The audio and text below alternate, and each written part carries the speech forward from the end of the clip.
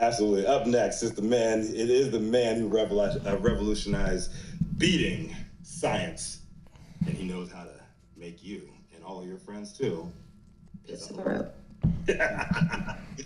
Gravity be damned. He is the founder of our monologue group. Over a million years, he's been representing the free will of the people. And he did a little bit of time for his cannabis crime, and he came back out firing on all cylinders. And here to break us off with a little T.O. Loco love, y'all know who it is, Uncle Dale Schafer. Yeah. Good morning, everybody. I can tell you from experience that cell phones in prison don't smell like something.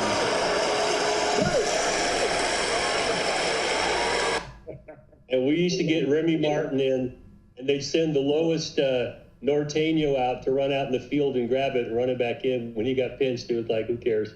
Oh. Is that my story today comes out of Marijuana Moment, and it's written by Kyle Yeager, and the headline is J.D. Vance says bags of marijuana and candy laced with THC and fentanyl are coming across the border, claiming Biden-Harris immigration policy. My first response is bullshit, but let me give you a couple of the things that happened here. JD apparently was let into an evidence room. I've never been there. They're full of weed and other kinds of drugs and all sorts of things in there, so you shouldn't be surprised what you see. Apparently he saw bags of weeds, and somebody showed him THC gummies that they claim were laced with fentanyl. Now, I think this is gaslighting, because bags of weed have been coming across the Mexican border since the 60s when I was in high school. Not a brand new phenomenon, and you can blame every president since then for that. And the fentanyl and weed, I'm just not seeing that, so I think that's a lot of gaslighting. Here's some quotes from all of the candidates. What Vance had to say, now, this is a sick and deranged human being that would do anything like that. But it's a sick and deranged human being who would give that person power over the United States of America. That's exactly what Kamala Harris has done, he said. He has given these drug cartels free reign over our country, and now they're smuggling in deadly drugs that look like child candy. He's halfway right. He also said Vance, who was elected to the Senate in 2022, doesn't have an extensive cannabis policy record. However, he's voted against bipartisan banking legislation, passed it in committee, and has argued that states that have enacted legalization should increase enforcement activities, complained about the smell of cannabis multiple times, and suggested that its use can lead to violence. Another one of those bullshit. A 271-page leaked memo with vetting material on Vance included his cannabis legalization opposition under a list of notable vulnerabilities. Moderate voters, alongside his past comments on slashing Social Security and Medicare, opposition to student loan forgiveness, and support for abortion restrictions, and his views on race relations, amongst other things. Now, that's Vance's gaslighting position. I might point out that there was a bipartisan immigration bill that was torpedoed by Trump. And this is what Trump has to say. As president, will continue to focus on research to unlock the medical uses of marijuana with Schedule III drug, and work with Congress to pass common sense laws, including safe banking for state-authorized companies, and supporting states' rights to pass marijuana laws like in Florida, to work as well for their citizens, he said last. So that's a fairly common sense approach, but it's like, yeah, no shit, Sherlock. We shouldn't be putting people in jail. At a press conference in August, Trump told a reporter that he's starting to agree a lot more that people should not be criminalized over marijuana, given that it's being legalized all over the country, adding that he would fairly soon reveal his position on the Florida ballot measure, coming up with a concept. Okay. Now, Harris, for her part, recently made her first comments backing federal legalization since accepting the party's 2024 nomination, weighing in on the reform in a podcast interview that was released last month. This follows weeks of protracted silence on the issue, despite her prior advocacy for legalization and sponsorship of the Senate bill to end federal prohibition. Now, Harris she's been a champion in the past, and then she's been silent, so I'm not sure exactly where she stands now on this. and Tim. Minnesota Governor Tim Walz, Harris running mate, that he thinks marijuana legalization is an issue that should be left to individual states, adding that electing more Democrats to Congress would also make it easier to pass federal reform like cannabis banking protections. I might just point out that asking the high school coach a question about biochemistry, you're going to get well, we should all work together on this. Yeah. My point here is that we've got wishy-washy answers from all the candidates. Some of them are just absolute horseshit.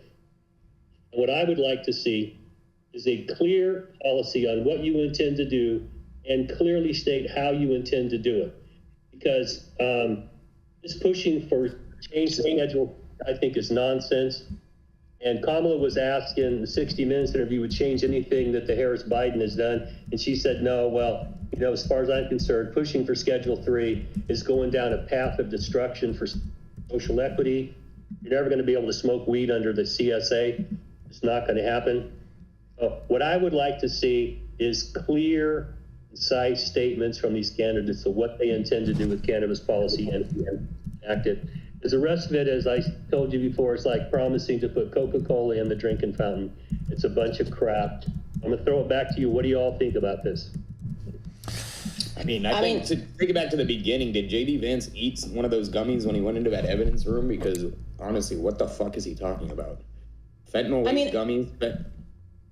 Yeah, I think it's ignorant. I think it's ignorant that he chose to believe in, maybe he got gassed up by... He got gaslighted. ...that evidence room, but to not do the research and to be able to just perpetuate. That's part of the problem with this industry is one idiot says something and then 6 idiots heard it on Clubhouse or wherever the fuck, Benzinga stage. Or Benzinga maybe, huh? I don't know what the fuck they're talking about Yeah. And it perpetuated it and perpetuated it and perpetuated it. And this is how we spread this misinformation. So yes, I disagree with J.D. Vance. I think he probably should have kept his mouth shut on this one because he sounds a little dumb. Mm-hmm. And nobody's going to bring coke to Newcastle. That marijuana in the evidence room, it's not going to be Mexican weed. It cannot compete with all the illegal, trap weed in the United States. There's no way that's imported. It's just not profitable to import cannabis because cannabis is so bulky compared to other controlled substances. That's actually not true, Omar. A lot of the times what they will do is give the mules the weed, and that will be a form of payment for them once they cross the border. Yeah, but you can't pack 300 pounds of weed on your body and walk it across. It's just not happening. Yeah, but they can pack 50 or 100 and walk it across, and you get two or three other guys to do the same thing. It's not going to be something that's commercially valuable in the United States. Yeah, but see, the thing is that we deal with a mids market, and so a majority of Americans smoke that type of trash. I mean, if you are of a certain body stature, maybe by the time you get it over here, it'll be pressed. Plus, it's a good workout. That's how it turns into that brickweed. Oh yeah. Boy! Give me the scissors. I'm trying to roll this right. Mm-hmm. Solvent free. I'm just thinking a lot of the weed. If he did an inventory, it would have been 90% American weed. Very little of it because there is no market for shitty imported brickweed except at the very low end. It's not mids. There's a market in Chicago for that stuff. All these substances are in fact smuggled over the border, right? Not so much weed, but we know fentanyl smuggled over the border. We know other drugs smuggled over the border, right? So, yes, were all those things probably in the evidence room that have been smuggled over? Absolutely. But did they come over combined? That's the fear mongering, and that's the issue that I'm telling you what. To be clear, it's not new. There's been smuggling happening over those borders for a very, very long time of every substance. It's a numbers game for them. If we increase our enforcement on the border and instead of looking at out of every 10 cars, we look at one of every 5 cars, it doesn't matter. They're just going to send more mules through. They account for the fact that a certain percentage of packages will get pinched, and it does not matter what our policy is or who is in power.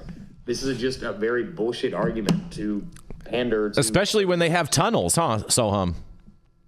Exactly. I mean, El Chapo spent millions of dollars hiring architects to build tunnels under the border that are architecturally sound.